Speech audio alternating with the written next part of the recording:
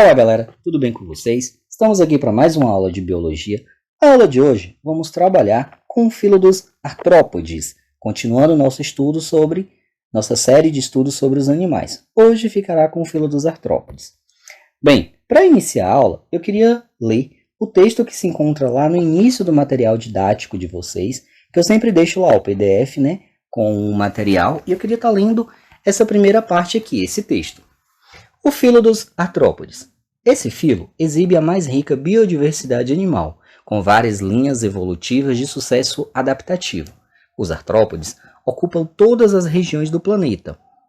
Isso pode ser constatado pelo grande número de espécies atuais, mais de 1 milhão, das quais apenas os insetos são cerca de 900 mil. As características do filo são o resistente exoesqueleto de quistina, os pares de apêndice ou extremidades articuladas de várias funções e o crescimento por meio de mudas as equidizes. Dada a crescente falta de contato com a natureza, às vezes as pessoas não conseguem classificar, reconhecer ou apenas citar o nome de muitos artrópodes, encontrado em vários ambientes, até mesmo nos residenciais. Chegam a chamar equivocadamente de inseto as aranhas e os escorpiões. Então nessa aula de hoje a gente vai trabalhar com todo esse universo com mais de 1 milhão de espécies que formam o filo dos artrópodes, que são invertebrados e têm algumas características bem comuns. Aqui na imagem eu tenho 2 artrópodes, que são do grupo dos insetos, que seria o vagalume. O vagalume, com certeza vocês já viram um vagalume, ele faz um processo de bioiluminescência, ele, através de uma reação química, ele emite luz. E temos também a abelha. A abelha ela é de extrema importância para a natureza porque ela faz uma coisa que é chamada de polinização de flor. Ou seja, ao ir captar o néctar da flor, ela acaba retirando grãos de pólen de uma flor e levando até outra flor, fazendo o quê? O cruzamento entre essas plantas. Então aqui a gente tem um universo enorme de artrópodes que vai se classificar. E muitas vezes, erroneadamente, a gente fala o quê? Ah, tem um inseto ali, nem sabe que grupo é. Inseto é apenas um dos grupos dos artrópodes, que tem vários grupos aí. Aí o texto fala que às vezes o escorpião é chamado de, ou a aranha é chamado de inseto. Não, a gente vai ver que são coisas, tá no mesmo grupo, na mesma ordem, no mesmo filo, porém são coisas distintas. Bem, falando dos artrópodes. Os primeiros artrópodes surgiram na era paleozoica há cerca de 600 milhões de anos, quando predominaram especialmente no ambiente marinho. Nesses milhões de anos de evolução, os artrópodes se diversificaram muito, ocupando os mais variados ambientes e modo de vida. Então a gente tem hoje artrópodes no ambiente terrestre, no ambiente aquático, de água doce, de água salgada, em ambientes áridos, em ambientes úmidos. Tudo isso a gente vai encontrar dentro de casa, dentro da residência, existe uma infinidade de artrópodes e a gente vai ver quais são e como eles são classificados e quais as características dele. Bem, os artrópodes são animais de simetria bilateral, ou seja, o que é eu falar que o animal tem simetria bilateral? Significa que, se por exemplo, nessa borboleta, eu traçar aqui uma reta perpendicular a ela aqui, eu vou ver que de um lado é exatamente igual ao outro lado. A gente já estudou isso, simetria bilateral. Eles são segmentados, ou seja, formados por segmentos, são protostômios, que isso significa que durante o desenvolvimento embrionário, origina-se primeiro a boca, para depois o ânus, são triblásticos, ou seja, possuem os 3 folhetos embrionários, ectoderme, endoderme e mesoderme, e são celomados, ou seja, possui a cavidade do celoma. Possui extremidades articuladas e exoesqueleto.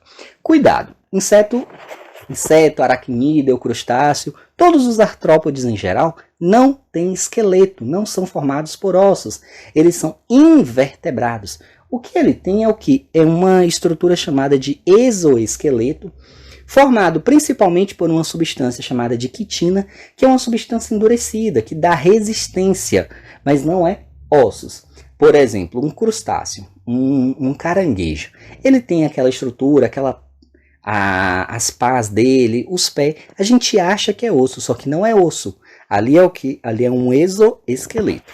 Aqui a gente tem alguns exemplos de artrópodes, O escorpião, o tatuzinho aqui de jardim, borboleta, lacraia, aranha, mosca, camarão, são alguns exemplos clássicos aqui dos artrópodes. Trabalhando agora com a classificação dos artrópodes, a gente vai trabalhar apenas com alguns grupos. 4 grupos para ser mais exato, que são, primeiro, os hexápodes, também conhecido popularmente como os insetos. E esse nome hexápode vem do seguinte, podes, essa palavra aqui pode significa pé. Aqui significa pé. E hexa vem de 6, ou seja, são animais artrópodes que possuem 6 pés.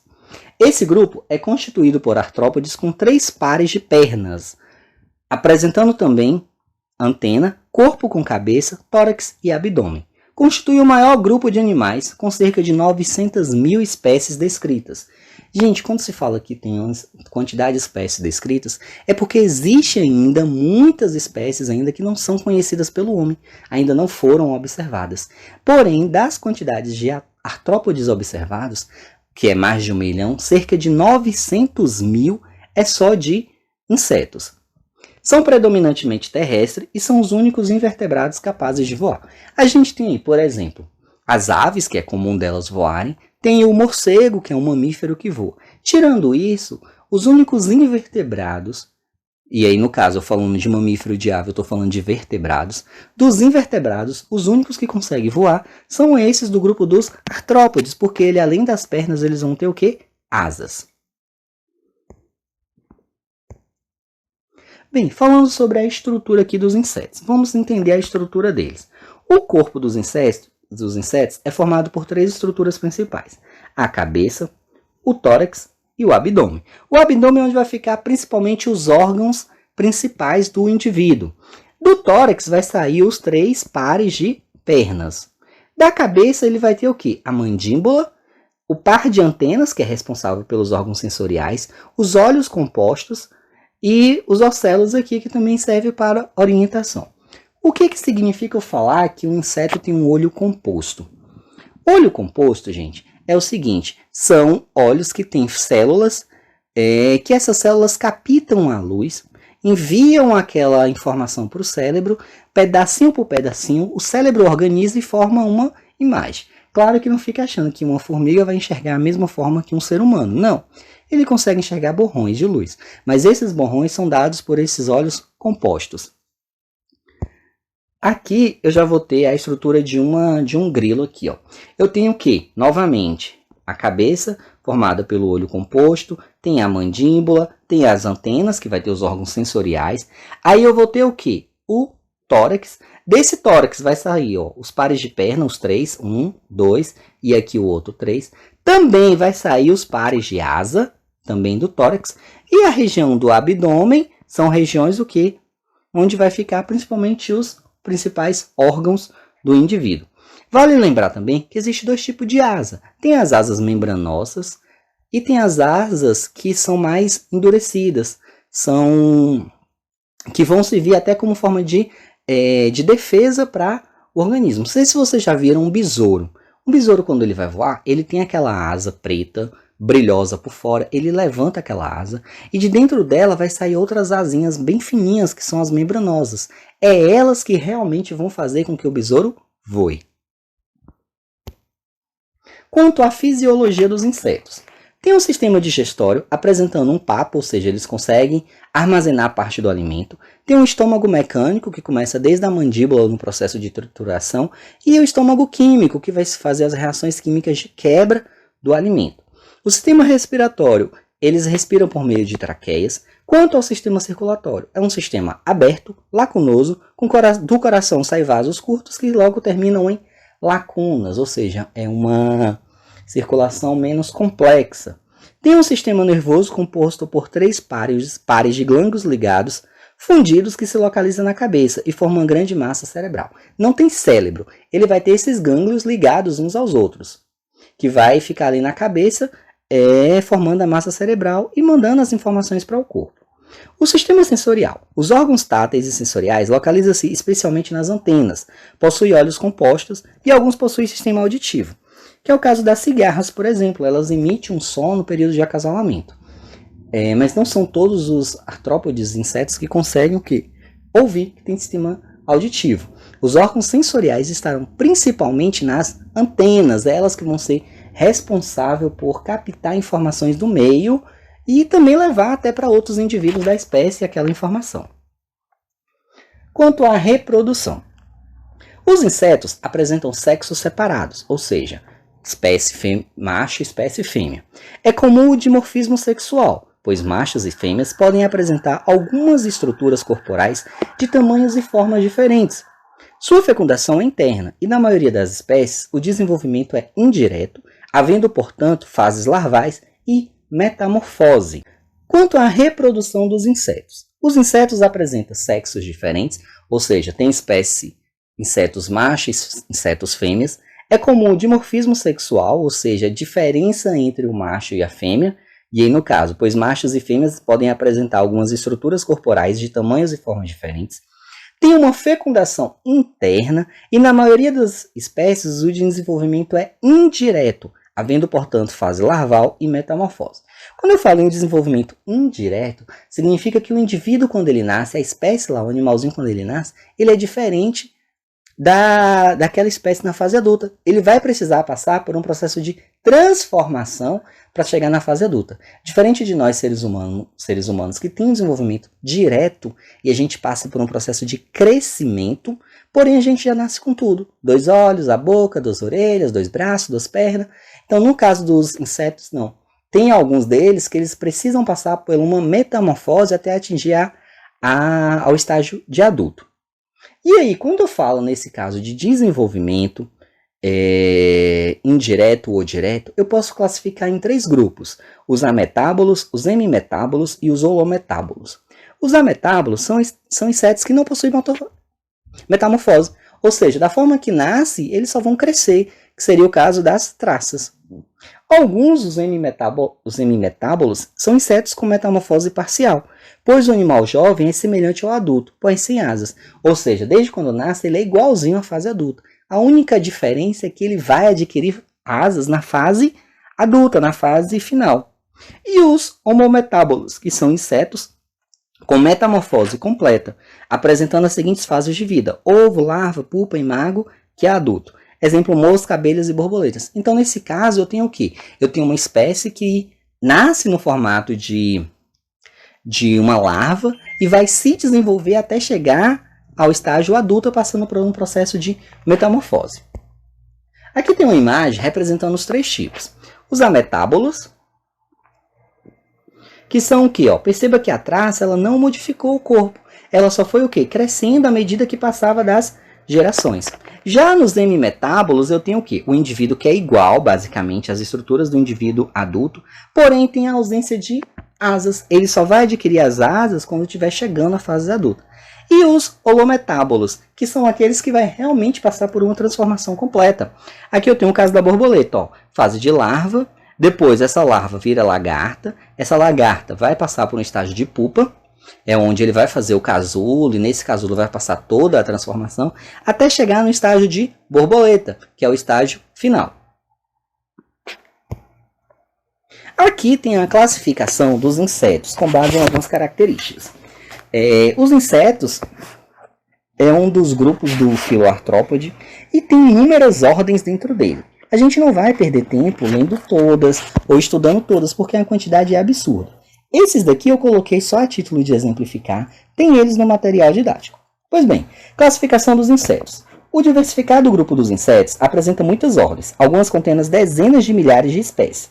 A maior delas é dos coleópteros, com dezenas de famílias, representada pelos besouros, escaravelhos, vagalumes, joaninhas, brocas, serrapaus, carrunchos, besouros, entre outros. A tabela a seguir caracteriza apenas uma das principais ordens. Então vamos lá, eu vou ler apenas uma aqui só para a gente ter uma noção.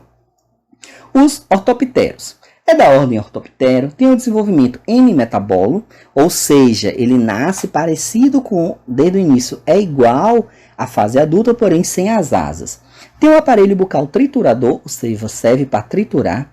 As asas tem de 2 tipos, tem as pergamináceas e as membranosas. As pergamináceas é aquelas mais escuras, mais resistentes, que não vai ter tanta função de voar, vai ter mais uma função de proteção. E as membranosas são a segunda pá de asas, que é no formato de membranas, que é bem fininha, que ela sim é que vai promover o voo do inseto. E é representado principalmente pelos gafanhotos, grilos e baratas. Aí vocês podem dar uma pausa aqui e ler os outros, eu tenho lá no material também, tá tranquilo. Segundo grupo, o grupo dos meríapodes. Os meríapodes são aqueles, aqui ficou, peraí, o acento é no ar. Os meríapodes são podes, como eu falei, tem a ver com pé, e míria vem de milhares, de vários, então são aqueles artrópodes com vários pés. Enquanto lá nos insetos dos hexápodes eu tinha apenas 6 pés, aqui eu tenho vários. Tem casos aqui, como a centopeia ou o gongo, que tem mais de 100 pares de pé. Então, existe aproximadamente 11.500 espécies descritas, são artrópodes com corpo alongado e grande número de pernas. Eles têm um par de antenas que vai ser responsável pelo órgão sensorial. E aí, falando nesse grupo, eu vou ter como exemplo os quilópodes e os diplópodes. Os quilópodes são representados pelas lacraias e centopeias, e os diplópodes pelos piolhos de cobras, emboás, gongos, entre outros. Qual a diferença entre um grupo e desse outro? Entre um e outro? A diferença vai estar aqui, ó. Os quilópodes vai ter esses dois últimos pés maiores, que esses dois últimos pés vai dar o quê? Uma alavancada, uma rapidez no movimento. Diferente dos diplópodes, que é o caso, por exemplo, de um gongo. Se você pegar um gongo que entra dentro de casa e pegar ele e olhar, você vai ver milhares de pés, porém todos do mesmo tamanho. Então, outra coisa importante, interessante. Eu já ouvi muito, somente lá na roça, o povo falando, cuidado com lacraia, confundindo lacraia com escorpião. Escorpião também é um artrópode, porém lá da classe dos aracnídeos. A lacraia é nessa daqui, essa formada por esses vários pernas, também tem veneno, tanto o escorpião como a lacraia tem veneno, porém são espécies completamente diferentes. Então lembra sempre, lacraia é essa daqui, escorpião é o que a gente está acostumado a trabalhar, todo mundo conhece o que é um escorpião. Esse grupo a gente não vai trabalhar muito ele, né, mas é importante saber que a principal característica dele é essa quantidade enorme de pés. Quanto ao terceiro grupo muito importante, que são o dos crustáceos. O grande grupo de crustáceos compreende quase 70.000 espécies, que ocupam os meios marinhos e de água doce, embora alguns vivam bem até em terra úmida, como é o caso dos tatuzinhos de jardim. As espécies tipicamente aquáticas têm grande diversidade de formas, modo de vida e de habitat. E aqui eu tenho alguns representantes, o eremitão, o crio, o caranguejo, o siri, a lagosta, o lagostim, o camarão, dentre outros. São espécies de crustáceos que também é um grupo dos artrópodes. Falando da estrutura de um crustáceo. Enquanto lá nos artrópodes eu tinha uma cabeça e um tórax bem definido, aqui eu vou ter uma junção dos dois, formando essa estrutura aqui que é chamada de cefalotórax. Aqui eu vou ter o abdômen, do abdômen vai partir essas patas abdominais natatórias que vai fazer o movimento de natação. Vamos ter também esses urópodes aqui que vai ser responsável por orientar a natação. Aí do abdômen também vai sair do tórax vai sair essas pernas aqui que são as patas torácicas. Aí vai ter o que? O rosto, a antena, e nesse caso aqui o camarão ele tem 2 pares de antena. Tem esse parzinho menor e tem o par maior. Porém, todos dois estão relacionados também com o processo de recebimento de estímulo do meio. É um órgão sensorial. Quanto à fisiologia dos crustáceos, eles apresentam o quê? Tem um sistema digestório composto por 2 fortes mandíbulas juntos à boca para a mastigação, um estômago mecânico, um fígado. Perceba que é um dos primeiros animais que a gente está falando de fígado, ou seja, já na produção de hormônio. Um longo intestino dorsal que termina no ânus. A respiração é branquial e a circulação sanguínea é lacunosa e tem a presença da hemocianina, que é um dos pigmentos. Enquanto nós seres humanos temos a hemoglobina, os crustáceos já têm esse pigmento aqui, hemocianina, que também é responsável por carregar alguns tipos de gases. A excreção se faz por meio de 2 bombas volumosas, por 2 volumosas glândulas verdes ou antenais. O sistema nervoso é ganglionar e apresenta órgãos sensoriais bem especializados, ou seja, tem um nível de entendimento do meio muito grande. Quanto à reprodução, tem sexos separados, indivíduo macho e indivíduo fêmea. Tem fecundação interna. Gente, quando eu falo de fecundação interna, eu estou falando que a fecundação ocorre dentro do corpo da fêmea, para depois ser botado os ovos, eclodir os ovos, como se fosse mesmo no caso seres humanos. Porque tem espécies que a fêmea joga os ovos, aí o macho vai lá, joga o espermatozoide, tudo fora do corpo. Aí seria uma reprodução, uma fecundação externa. Nesse caso aqui, a fecundação interna, então, acontece dentro do corpo da fêmea. E tem o desenvolvimento indireto. O desenvolvimento indireto é o que? Apresenta fase larval, uma fase inicial diferente da fase adulta. O último grupo que iremos trabalhar é dos quilicerados. Os quilicerados não apresentam antena, já saiu agora o par de antena, e sim um par de quelíceras. O maior grupo é dos aracnídeos, com cerca de 70 mil espécies, com 3 principais divisões: aranhas, escorpiões e ácaros. Então, esse grupo aqui já entra aqui já agora no âmbito mais de perigoso. São aqueles que têm um veneno mais forte, mais efetivo. Diferente dos outros que tinham o quê? Antenas, eles não têm antenas. Ele vai ter um par de quelíceras. E essas quelíceras, ela pode ter diversas funções. Nas aranhas, tem como função inocular o veneno. No carrapato, tem como função penetrar no hospedeiro e sugar o sangue. Nos escorpiões, tem como função prender, segurar a vítima até que o ferrão ela consiga atacar com o ferrão.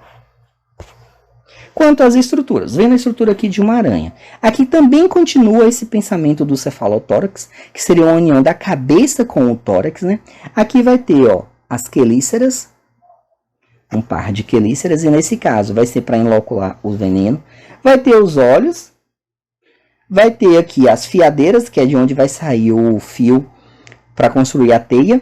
Aqui vai ter o orifício anal, tem as patas, tudo tranquilo. E aqui a região do abdômen. Abdômen é onde vai ter todos os órgãos principais do indivíduo.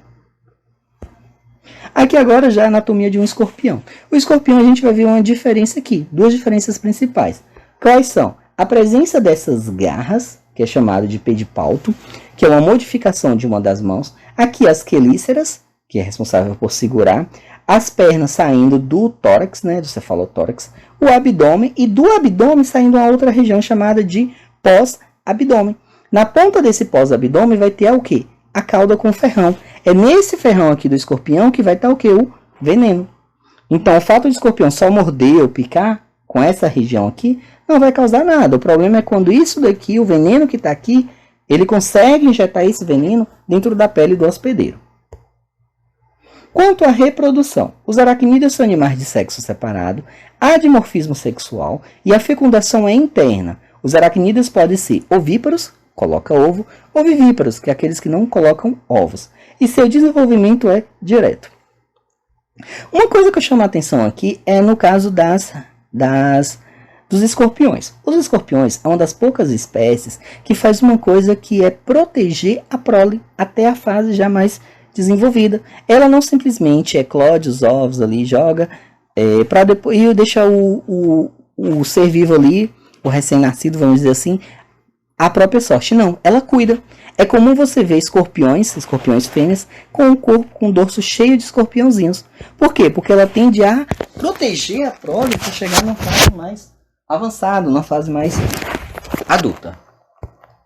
Bem, galera, para a aula de hoje é só. Eu sei que é um conteúdo um pouco mais decorativo mesmo do que explicativo.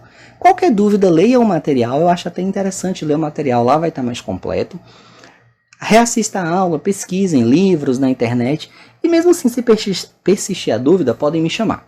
Eu deixei a atividade para vocês fazerem, respondem a atividade. É muito importante responder para aprender e não simplesmente para me entregar. Mas é isso aí, galera. Até a próxima aula, semana que vem. Deus abençoe a todos nós. Valeu!